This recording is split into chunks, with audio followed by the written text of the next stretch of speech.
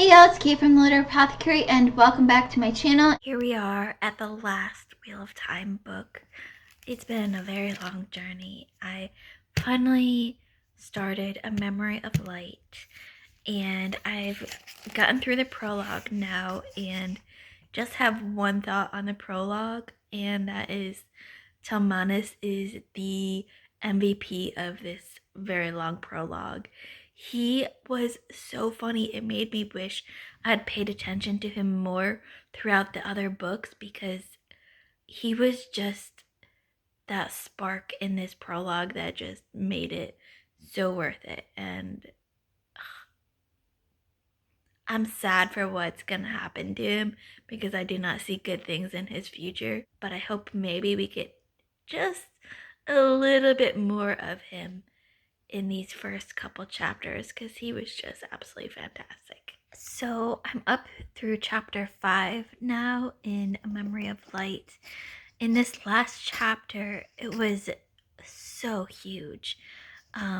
Rand basically gathered together all of the rulers, all of the kings, all the generals, Elaine, Egwene, everyone into one area.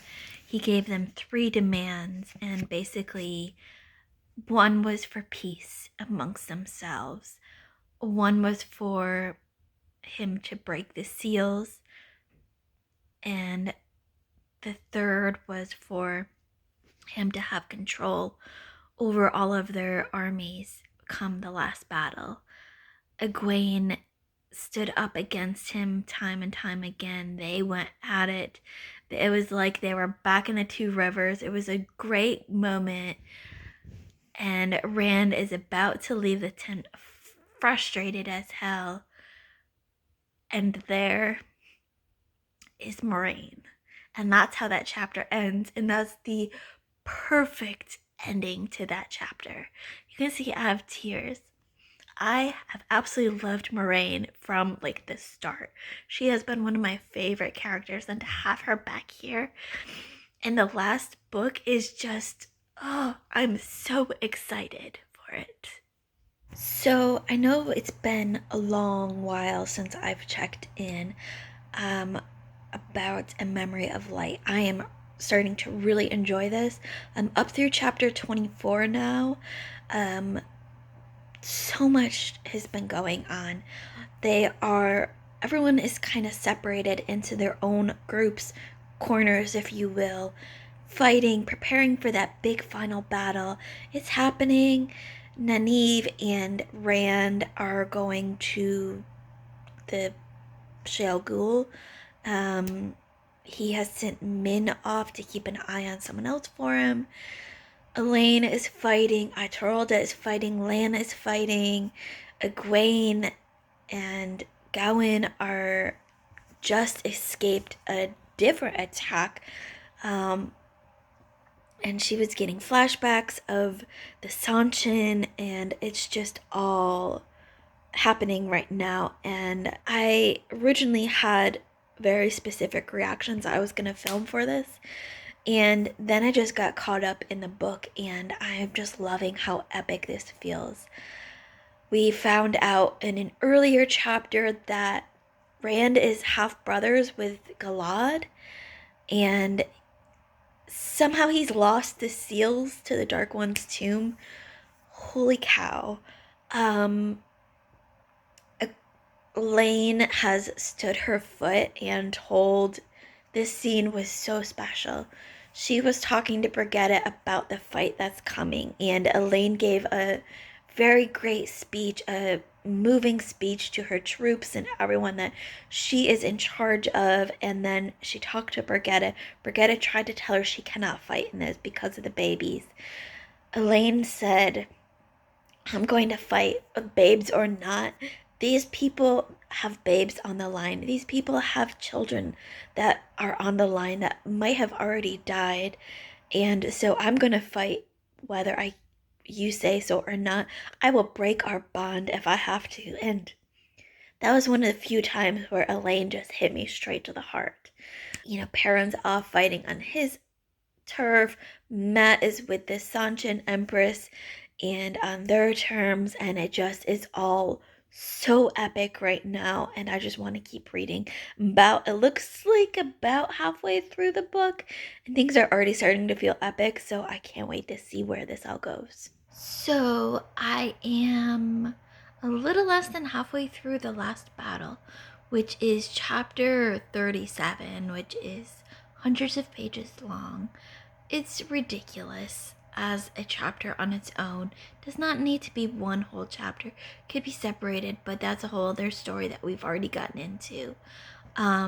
Things are starting to fall apart here for our, you want to call them heroes, maybe. Matt is in charge of everything because one of the Forsaken has started to use the one power to infiltrate the general's minds, and so they've given command to Matt because he cannot, he's Taviran and he can't be influenced by this. Gawain has decided to enter the fight on his own with his little ring tangrials. I don't know what they are. I don't remember. His ring things. And he is wounded badly and is dying in the heights. Egwene is desperately trying to get to him. Min is with Matt and Tuon, and they are attacked by assassins, gray men. Matt saves Tuon. Min is trying to help in whatever way she can. Tuon comes up out of nowhere and uses the one power to stop a man's heart, saving Min's life. They run back into the tent where Matt and Tuon are, and Min throws a knife into the back of one of the gray men, saving Matt and Tuon, and they're running away when Min sees that Tuon has been killed. This is one of my first emotional parts of this book. I was completely shocked. I mean, I knew in the last battle we were going to lose people, as you do in war, but it just, the way that Brandon Sanderson writes it on the page is just so matter of fact, but also in a weird way emotional. Min had said that she had seen a viewing of Tuon and Bryn, and if they are separated physically, they will both die. And now Min has seen Tuon here, and she is dead, and she knows that not only will this death drive Bryn into madness and death and grief, but she also has this viewing and knows that it's inevitable. He's going to die now, and they are running around trying to figure out what to do. Things are falling apart like crazy here, and I'm only halfway through, so we'll see where all of this goes. And once I get through this chapter, that still leaves me with 100 pages left in the book. So I'm about almost 200 pages away from the end of A Memory of Light, and also, because this is the last book, the end of Wheel of Time. But like I said, I still have like 100 pages to go just in this chapter alone, so we'll check in again when I have more reactions to check in with. So I was listening to the audiobook while I was driving home from the grocery store today, and I got to Gawain's death in the last battle, and I sat in my car in the parking lot in front of my apartment and cried, and people walked by looking at me like I was crazy, sitting in the car in 100-degree heat crying in front of the apartment. But something about his death just hit me like a rock. Then we get to Galad finding out and Egwene finding out, and it was just, that was hard to read. I thought for sure he was gonna pull out. They're gonna get Aes Sedai to help out or something. I did not expect him to die. That was hard to read. I'm sick and my voice is terrible. But I've just finished Memory of Light and the Wheel of Time series. I know there is so much to catch up on. During the last battle, we lost Egwene. She sacrificed herself. That girl is so fierce. We thought we had lost Lan and Birgitta and Matt, and Lan has survived and defeated one of the Forsaken. I forget which one he was fighting. Matt took down Pat and Fane, who turned out to be a whole different creature. We thought we had lost him because the last battle chapter, or there was, let me go back. I had thought that we lost him because one chapter ended with Matt being skewered in the gut. And then the next chapter started with Avienda. And you can ask Leslie, because I was messaging her this whole time. I was like, how can Brandon Sanderson do this to me? He ends a chapter with Matt being skewered in the gut and starts it with Avienda? No. Anyways, Matt survived the whole thing. Him and Oliver survived. Oliver is the new horn carrier. Oliver has been sent off, I think, by Cadswain or Avienda.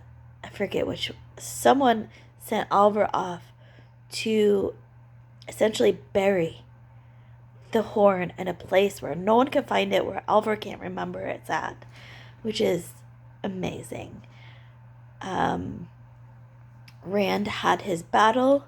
He fought, and what was perceived as he won but also died turns out to be, and I knew this as soon as Nynaeve said it's not right that the one gets better while Rand dies.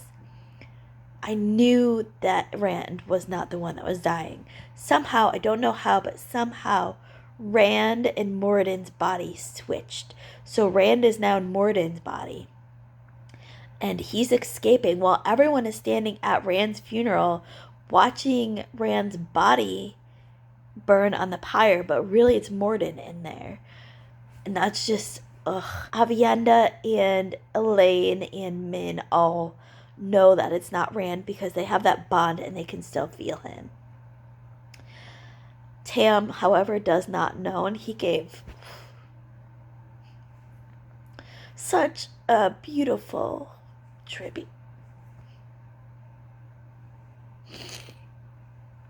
I blame being sick on why I'm crying so much, because I cried at the end of this in a lot of different spots, but not this much. Who else? Nynaeve and Moraine survived. Tom Merlin had the best. He was sitting on a boulder, smoking his pipe, watching the world end, and composing his ballad for the world's end. That was amazing.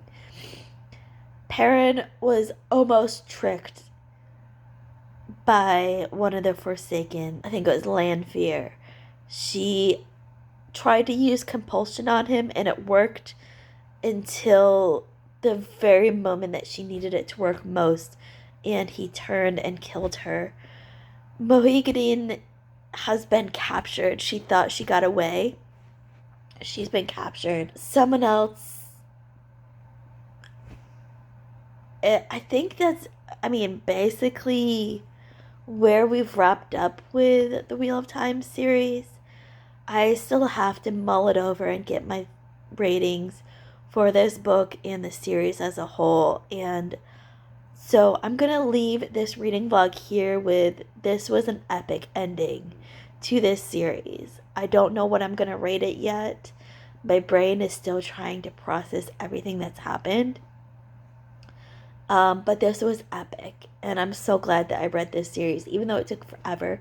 And a lot of the books weren't my favorite books. I didn't really like them. And I feel like if I were to reread this series, there are some books I probably will skip. But I'm glad I read it. And as I've posted on Instagram and Twitter, as one series ends, another epic fantasy series begins.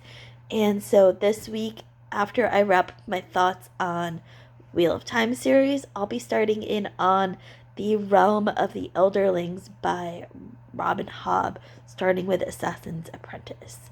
I'm so excited to finally get into these books. But that's it for now. And thank you all for watching. And keep reading. And I love y'all to the moon and back.